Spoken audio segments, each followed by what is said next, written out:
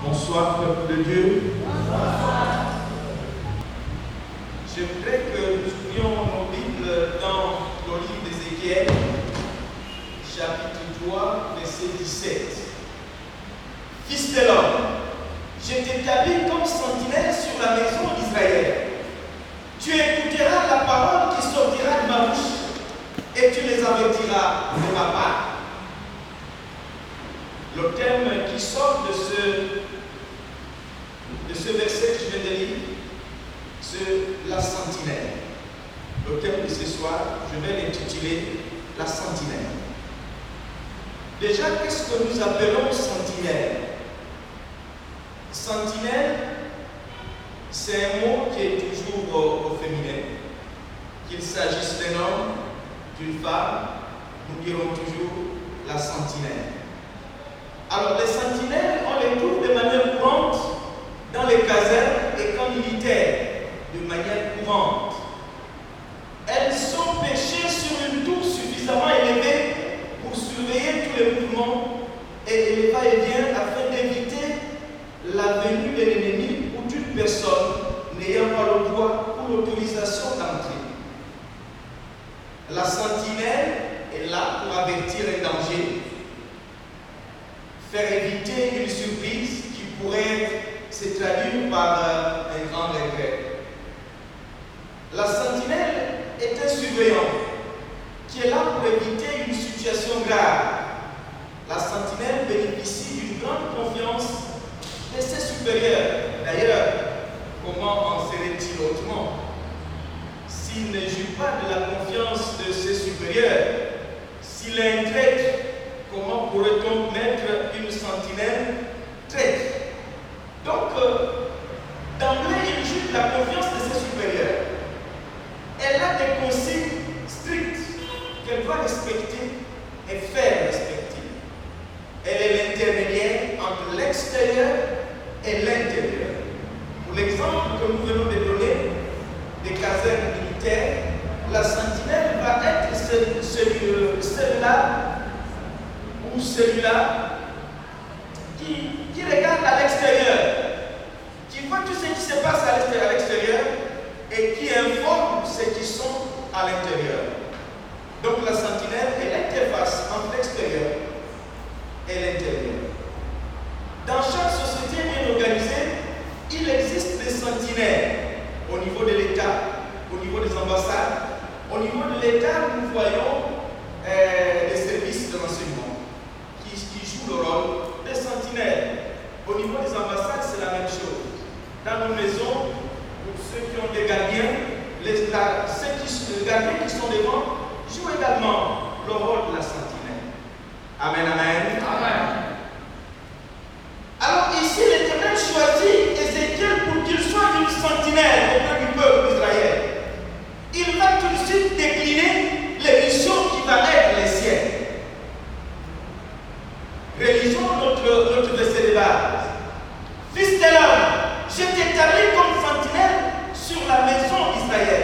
Tu écouteras la parole qui sortira de ma bouche et tu les avertiras. Lorsqu'on lit ce verset, nous voyons trois grandes actions. La première, c'est une décision de l'Éternel d'établir Ézéchiel comme sentinelle. Et les deux autres actions qui suivent, ce sont des ordres, ce sont des missions. Tu écouteras la parole qui sortira de ma bouche. C'est la première mission qui va être donnée à Ézéchiel. En d'autres termes, Ézéchiel doit être proche, doit avoir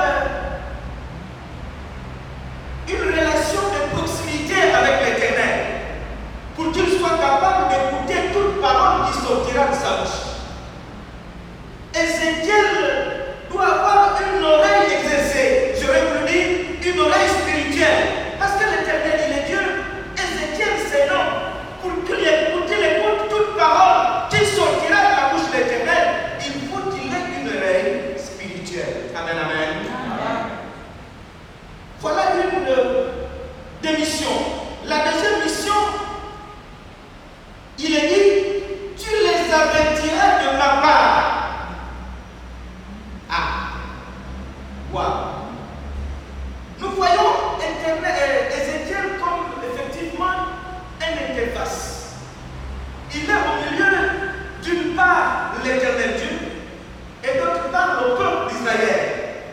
Et il doit les avertir de la part de l'Éternel. Qu'est-ce que ça dit?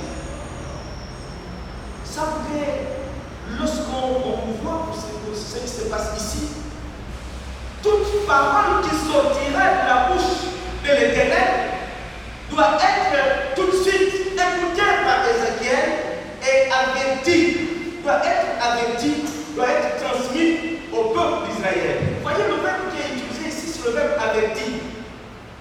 On aurait pu dire informé, mais ici c'est averti. En d'autres termes, toute parole qui sortira de la bouche de l'Éternel, ce sont toutes les paroles, sont des instructions, des enseignements en termes d'avertissement auprès du peuple d'Israël. Pour dire voilà ce que tu vas faire, voilà ce que tu devrais faire, voilà ce que tu ne devrais pas faire, voilà le chemin que tu dois suivre, voilà celui que tu ne devrais pas suivre. Amen, amen. Ézéchiel ici, il est l'interface, c'est la sentinelle.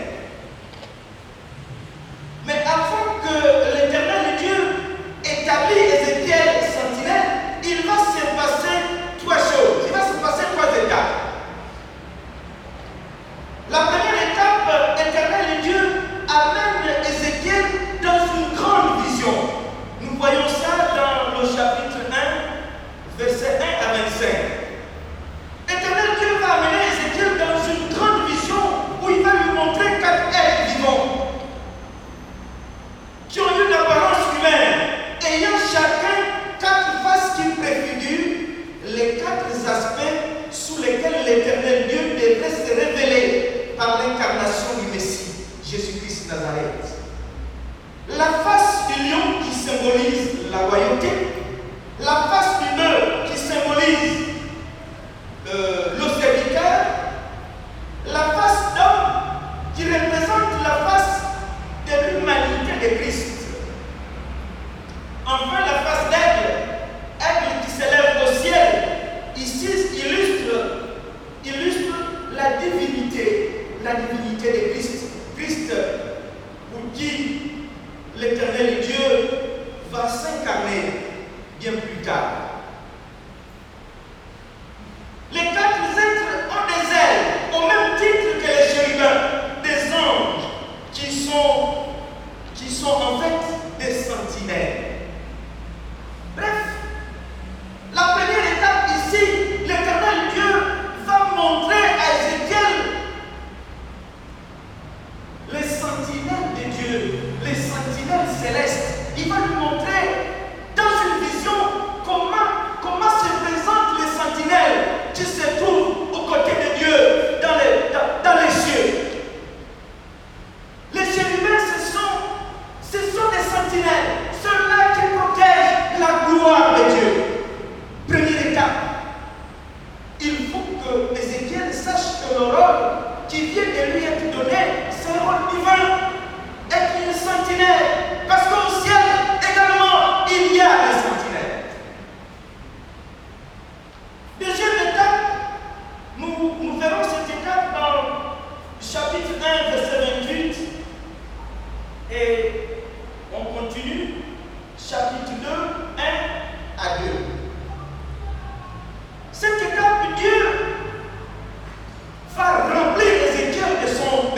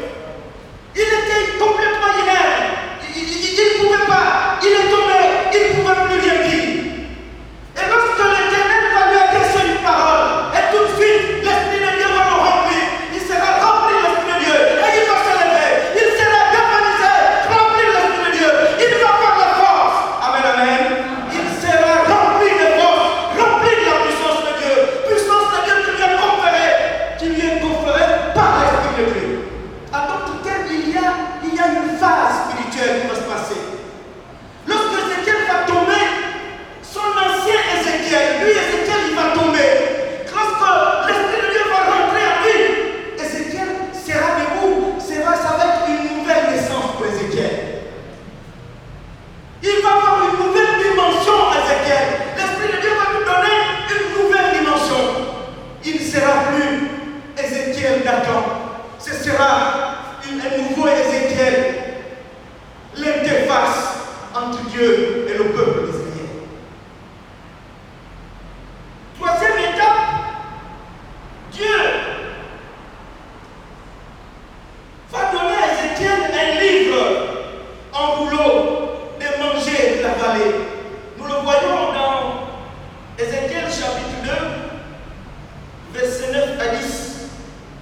On poursuit, chapitre 3, versets 1 à 3. Alors Ézéchiel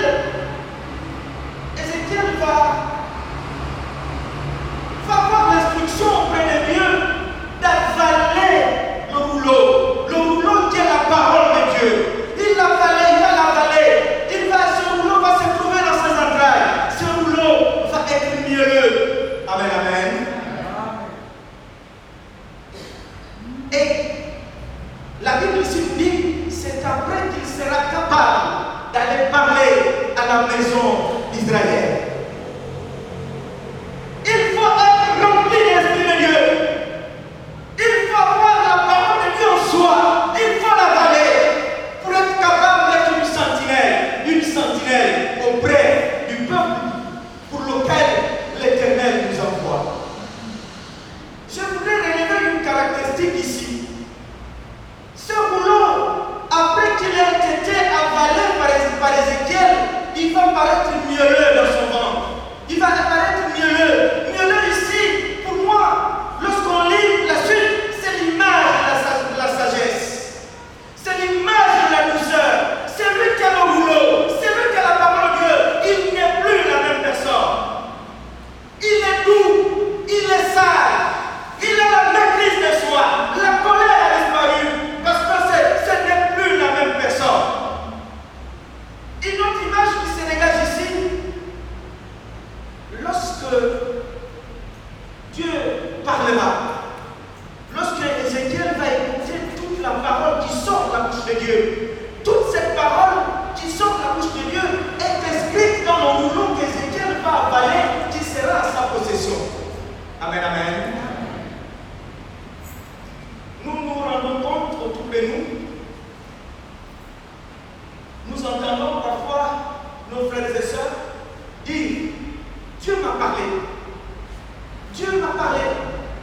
Et il y a plusieurs personnes que Dieu parle. Mais je voudrais relever qu'il y a plusieurs dieux aussi qui parlent. Il y a plusieurs entités qui parlent. Mais si ce qu'on t'a dit n'est pas conforme au rouleau que tu as avalé, ce n'est pas l'Éternel Dieu qui t'a parlé. C'est un autre Dieu qui t'a parlé. Lorsque Ézéchiel ira avertir au peuple d'Israël, lorsque Ézéchiel ira parler au peuple d'Israël, la parole de Dieu qu'il entendra va être conforme au rouleau qu'il a avalé. Amen, amen. C'est ça le rôle d'une sentinelle. Maintenant, je voudrais dire ici que cette histoire que nous sommes en train de parler d'Ézéchiel. Ézéchiel a vécu 6 siècles avant Jésus-Christ. Ça fait longtemps. Alors quel est l'intérêt de cette histoire? Pourquoi alors parler d'Ézéchiel qui est parti depuis longtemps alors que nous pouvons parler des réalités divines, des choses du moment, de l'époque actuelle? En fait, je voudrais dire que nous tous ici présents, le jour que nous avons été engendrés par la parole de Dieu, le jour où nous avons été ensevelis, et puis ressuscités de nouveau par Christ, nous avons été établis comme sentinelles de Christ auprès du peuple non encore atteint. Amen, amen. Nous sommes alors des sentinelles de Christ dans notre maison, dans notre environnement, dans nos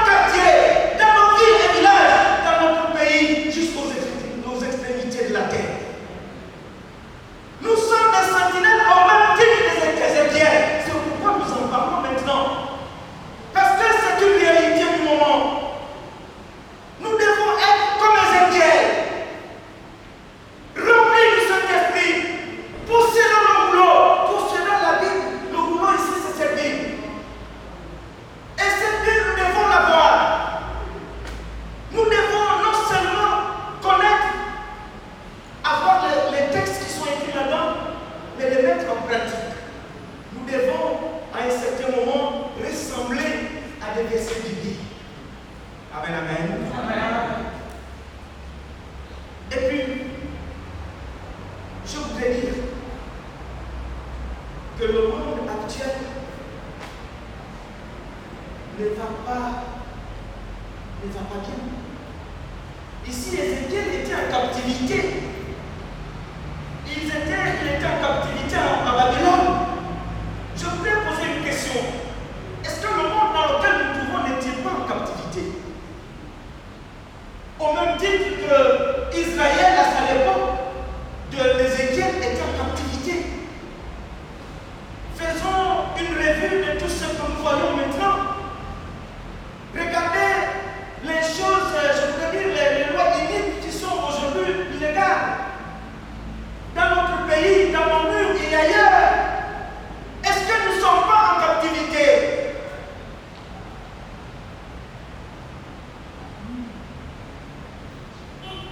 Est-ce que notre situation actuelle n'est pas semblable à une situation des gens qui sont en captivité? Et du coup, le verset que nous trouvons dans le livre des Jean, chapitre 14, à partir du verset 3, lorsque Jésus-Christ nous dit qu'il est parti au ciel vers son Père, allez lui préparer une place, parce qu'il y a plusieurs places, il y a plusieurs demeures dans la maison de son Père. Et lorsqu'il aura fini, lorsqu'il aura préparé une place pour chacun de nous, il reviendra nous chercher, afin que là où il est, nous aussi nous y soyons. Il viendra nous chercher dans cette captivité, pour que nous soyons avec lui dans la liberté totale. Amen, amen. Alors nous avons une mission avant de partir. La mission, c'est de faire que tout le monde soit sauvé et parvienne à la connaissance de la vérité. La vérité, c'est Jésus lui-même. Il faut que nous, les sentinelles de Christ, nous soyons actifs, remplis du Saint-Esprit, remplis de la parole de Dieu. Que nous puissions travailler dans nos maisons. Regardons, chacun regarde sa maison. Nous sommes des sentinelles. Regardez notre environnement, l'environnement immédiat, des gens qui vivent avec nous. Est-ce qu'ils sont-ils sauvés? Amen, amen. Amen. Alors, je poursuis.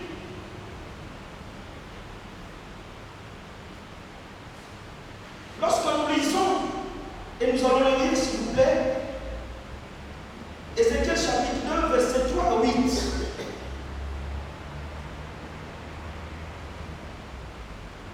L'Éternel Dieu va donner les caractéristiques du peuple vers qui il envoie la sentinelle. Il va dire, je t'envoie vers un peuple. Voilà comment il est. Nous allons le lire. Ézéchiel chapitre 2, verset 3 à 8. Il me dit, c'est l'Éternel Dieu qui parle à Ézéchiel. Fils de l'homme,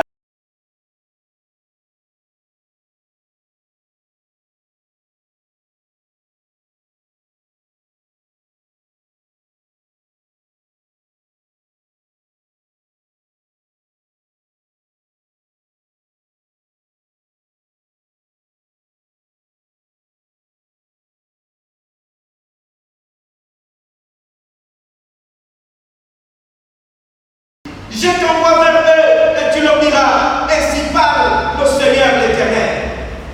Qu'ils écoutent ou qu'ils n'écoutent pas, car c'est une famille de rebelles. Ils sauront qu'un prophète est au milieu d'eux.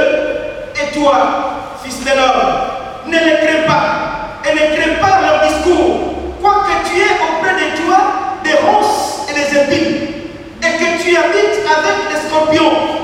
Ne crains pas leur discours et ne t'effraie pas de leur visage. Quoi qu'ils soient d'une famille de rebelles, tu leur diras mes paroles, qu'ils écoutent ou qu'ils n'écoutent pas, car ce sont des rebelles. Et toi, fils de l'homme, écoute ce que je vais te dire. Ne sois pas rebelle comme cette famille de rebelles. Ouvre ta bouche et mange ce que je t'ai donné. Voilà le peuple vers qui l'Éternel nous envoie. Là où nous aussi nous étions comme ce peuple. Maintenant nous avons été transformés par le boulot. Nous sommes mieux, nous sommes doux, nous avons le caractère de Christ.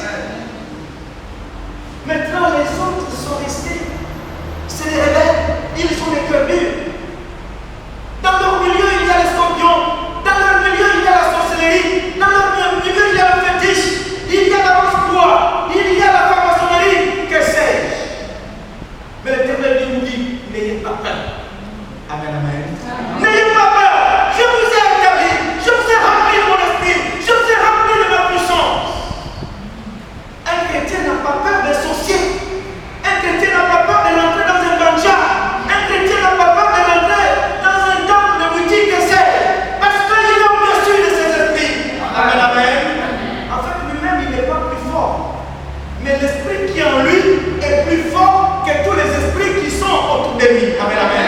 Tous les esprits qu'il rencontrera dans le mandat, tous les esprits qu'il rencontrera dans n'importe quel temps sont inférieurs à l'esprit qui est en lui. Et n'ayez pas peur. N'ayons pas peur. Allons-y jouer notre rôle de sentinelle. Nous nous parlerons de la part de l'Éternel. Amen, amen. Amen. Autre chose, j'aurais voulu dire enfin, il va décliner les conséquences d'un travail correctement fait et les conséquences du travail mal fait. Lisons ensemble les versets suivants.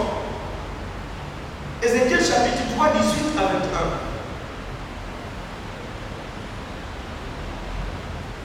21. Ézéchiel chapitre 3, verset 18 à 21. Je vais lire. Quand je dirai au méchant, tu mourras. Si tu ne l'avertis pas, si tu ne parles pas pour détourner le méchant de sa mauvaise voie et pour lui sauver la vie, ce méchant mourra dans son iniquité et je te demanderai son sang. L'Éternel parle à qui? Ézéchiel. Et ici, dans cette salle, Ézéchiel, c'est vous et moi. Nous sommes les sentinelles. Ici, il est dit, si tu n'avertis pas au méchant, tu es sur le point de mourir. Parce que ces actes vont l'amener à la mort. Si nous ne l'avertissons pas, ce méchant va mourir. Et nous qui ne l'avons pas averti, nous allons répondre de son sang.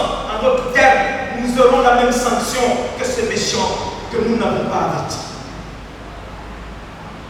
Oh, quel privilège d'être un chrétien! Mais je voulais dire quelle charge également d'être un chrétien. Parce que lorsque nous jouons pas le rôle que l'on a, au demain matin, nous irons en enfer avec ceux à qui nous n'avons pas accompli la mission pour laquelle nous sommes là.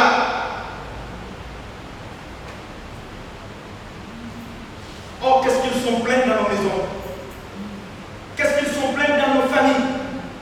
Ceux pour qui nous devons être des sentinelles. Qu'est-ce qu'ils sont pleins autour de nous. Que parfois nous appelons amis. Mais nous ne jouons pas notre rôle des sentinelles. Mais demain matin, lorsqu'ils partiront de ce monde, parce que nous sommes des étrangers sur cette terre, lorsqu'ils partiront de ce monde, lorsqu'ils partiront de notre côté, le jour du jugement, ils seront mis à gauche. À gauche parce qu'ils n'auront pas la gloire, ils n'ont pas accepté la parole de Dieu. Et nous n'avons pas joué notre rôle. Nous aussi nous serons en enfer avec eux. C'est ça que la Bible nous dit ce soir. Nous sommes les sentinelles de l'Éternel. Mais nous avons des conséquences si le travail pour lequel nous sommes sentinelles, nous ne le faisons pas bien. Verset 19, chapitre 3, verset 19. Mais si tu avertis le méchant, qu'il ne se détourne pas de sa méchanceté et de sa mauvaise voie, il mourra dans son iniquité. Et toi, tu sauveras ton âme. Amen, amen. Tu sauveras ton âme. Nous avons lu tout à l'heure que tu dois avertir. Tu n'écoutes pas. Toi, au moins, tu auras fait ton travail. Parce que n'oublions pas que c'est un peuple rebelle, avec un cœur dur. L'incrédulité a rempli leur cœur. Mais notre rôle, c'est d'aller leur parler la part de Dieu. Et notre âme sera sauvée. Amen, amen. Amen. Verset 20. Si un juste se détourne de sa justice et fait ce qui est mal, je mettrai un piège devant lui et il mourra. Parce que tu ne l'as pas averti. Il mourra dans son péché et on ne parlera plus de la justice qu'il a pratiquée. Et je te demanderai son sang. Le juste ici, c'est qui? Le juste, c'est nous. Nous avons été justifiés par la parole de Dieu. On nous appelle les enfants de Dieu. Nous faisons partie de la famille de Dieu. Nous avons été engendrés par la parole de Dieu. Nous sommes justes. Mais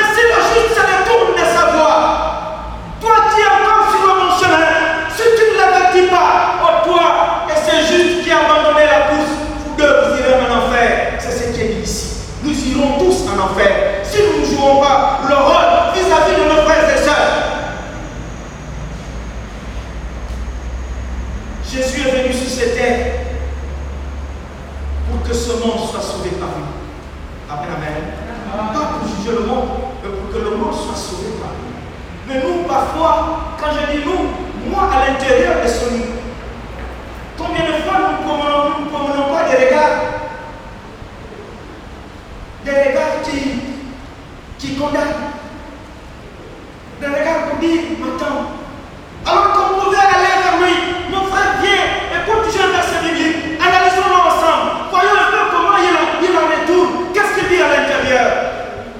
Parce que j'ai vu que tu as fait ça, mais ce que tu as fait, la parole de Dieu, il ne pas le faire.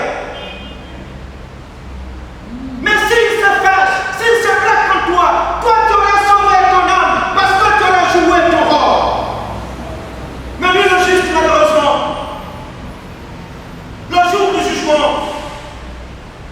il dirait que je prêchais la parole de Dieu, je parlais à ton nom, j'ai imposé les mains sur les malades et les malades étaient guéris, j'ai chassé les démons à ton nom.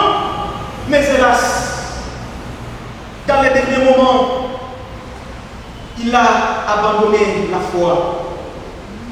Et tout ce qu'il aura fait, ce sera complètement oublié. Il partira en enfer. Amen, amen. Il partira en enfer. Mais lui, avec nous, parce que nous n'avons pas joué notre rôle.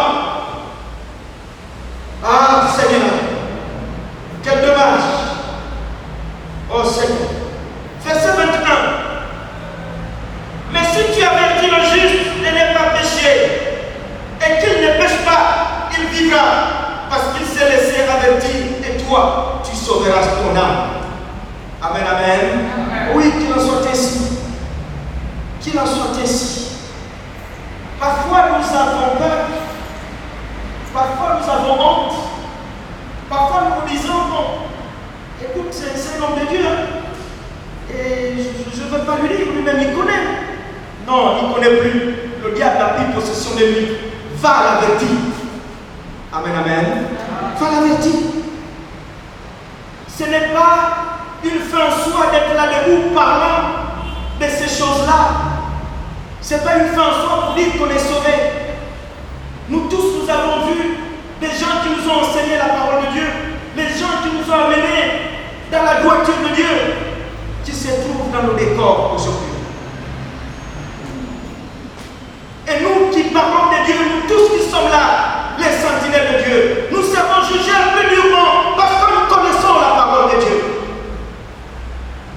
C'est une interpellation. Parce qu'aujourd'hui, le monde va mal. Le monde va mal. Je voudrais vous donner un exemple.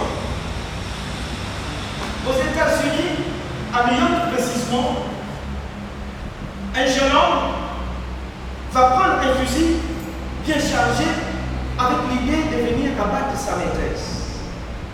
Et dans ce élan, il va non seulement tuer la maîtresse, mais une grande partie de ses collègues. Quelle tristesse. Et puis, devant ce drame, à la télévision, une jeune dame de télévision va inviter également une jeune dame qui est fille de pasteur. Et elle va lui poser la question suivante. Tu connais le drame que nous avons à l'instant maintenant au niveau de New York? Mais ton Dieu était où était-il? Pourquoi a-t-il permis un drame aussi odieux? Alors la jeune fille, silencieuse au départ, elle va répondre. Elle va lui dire, ce qui est sûr, c'est que Dieu également était très triste. Il est triste devant une telle réalité, devant de tels faits. Mais ne soyons pas étonnés. Nous avons nous-mêmes demandé à Dieu de partir de l'école. Dieu est parti et sorti de l'école. Nous avons demandé à Dieu de sortir de nos administrations. Il est sorti de nos administrations. Nous sommes même en train de dire à Dieu de partir de nos ménages. Effectivement, il part de nos ménages. Regardez, dans la Bible, parce qu'il est dit à l'école qu'on ne doit pas lire la Bible à l'école. On ne doit pas voir un enfant avec une Bible à l'école.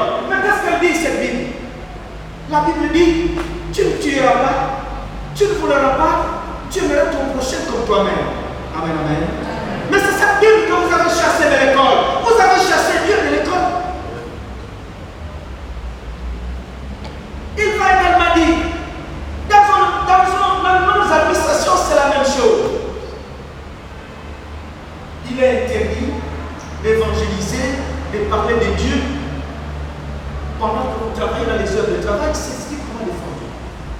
Si tu le fais, si tu as des collègues rigoureux et des patrons rigoureux, tu vas te sanctionner. C'est défendu.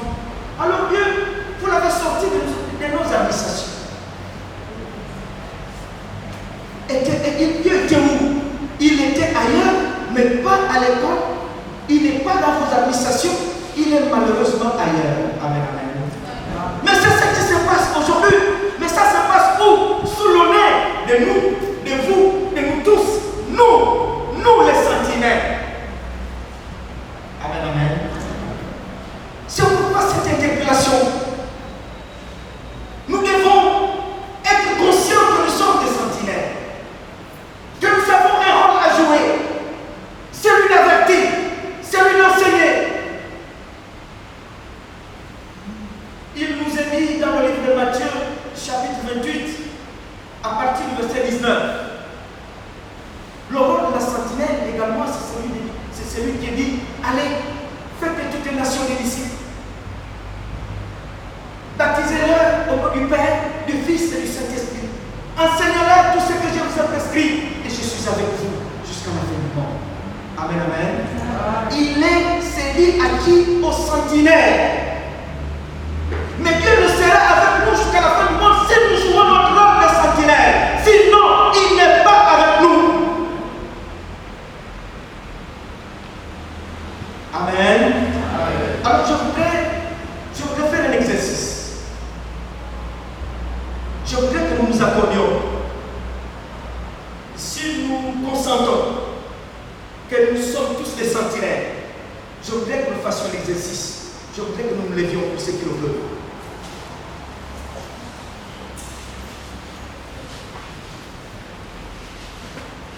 Dans 4 jours, exactement 4 jours, aujourd'hui nous sommes mardi, mercredi, demain, après-demain, jeudi, viendra vendredi, samedi, nous allons avoir des élections présidentielles dans notre pays.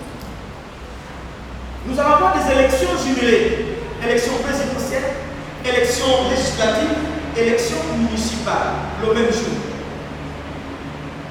De mémoire d'homme, nous connaissons comment ça se passe les élections dans notre pays. Il y a des troubles de toute nature. Mais quand nous allons jouer notre rôle de sentinelle, amen, amen, nous allons piller. Nous allons piller. Nous avons une oreille attentive avec l'Éternel. Nous avons une intimité avec l'Éternel. La sentinelle a une intimité avec Dieu. Nous allons lui dire, premier sujet, que la volonté de Dieu s'exprime sur tout ce qui va se passer durant les élections. Qu'est-ce que ça veut dire? Quand on dit que la volonté de Dieu s'exprime, ça voudrait dire que l'Éternel Dieu vienne éradiquer les crimes rituels. Ça voudrait dire que la puissance de Dieu descendant ici au Gabon vienne détruire tous les plans sataniques qui sont dans les endroits feutrés. Amen, amen. Ça voudrait dire que le choix de l'Éternel s'exprime le jour des élections. Prions l'Éternel. Seigneur, nous sommes ta sentinelle. L'Église est la sentinelle de Jésus-Christ Nazareth qui s'est terre. Nous nous lèvons, Seigneur. Nous venons vers toi. Parole à toi, Seigneur. Nous voulons te présenter les élections qui vont avoir lieu dans quelques jours. Seigneur, que ta volonté s'exprime. Que toute ta gloire descende, Seigneur, au Gabon.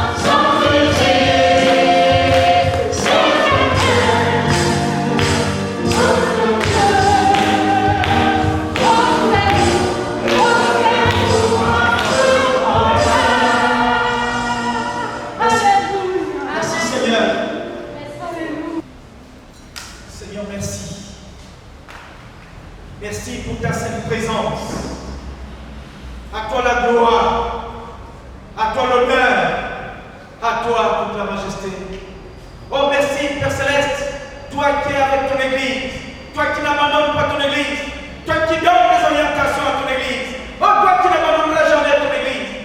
Nous te disons gloire à toi, honneur à toi. Merci Seigneur. Merci pour ta parole. Merci pour chacun de nous que tu établis, Sentinelle. Maintenant que nous sommes en train de partir, Seigneur, nous te remercions de conduire chacun de nous. Que l'ange de l'Éternel campe autour de celui qui le craint, ce que tu dis dans ta parole. Merci de nous accompagner. Chacun, ceux qui prendront les voitures, ceux qui seront dans les taxis, nous n'avons pas de doute que tu seras avec nous. Gloire à toi, Père, au nom de Jésus. Amen. Amen.